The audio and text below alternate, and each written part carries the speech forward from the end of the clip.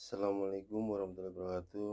Kembali lagi di gudangku tutorial. Kali ini saya akan menyampaikan bagaimana cara memasang selang air pada keran.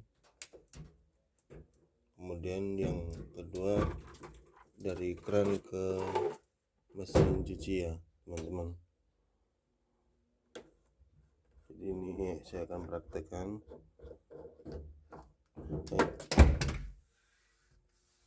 Ini adalah selang air ya, yang dari keran ini. Pertama kita pasang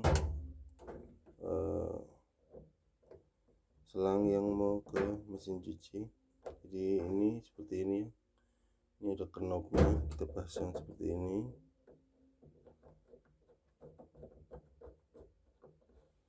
Kita arahkan mau kemana posisi selangnya ya, dan kita kencangkan.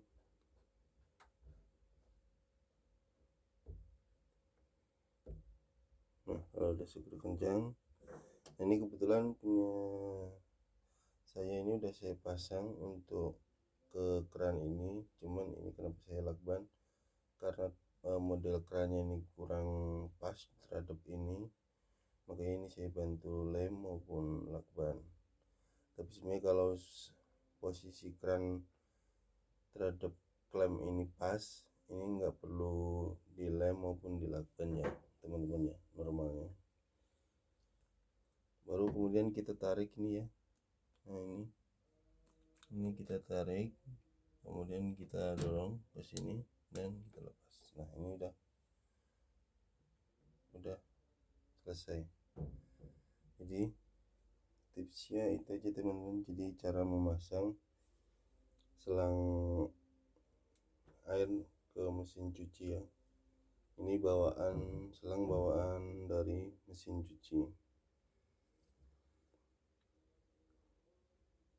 Selain dari air itu, untuk merawat selang diusahakan seminggu sekali atau mungkin sebulan sekali itu kita buka ya selang ini, kemudian ini kita copot seperti ini.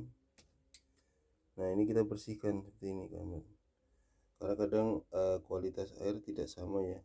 Kalau di tempat saya ini kualitas airnya kurang bagus karena mengandung besi ya, jadi sedikit kuning. Jadi usahakan seminggu sekali minimum, atau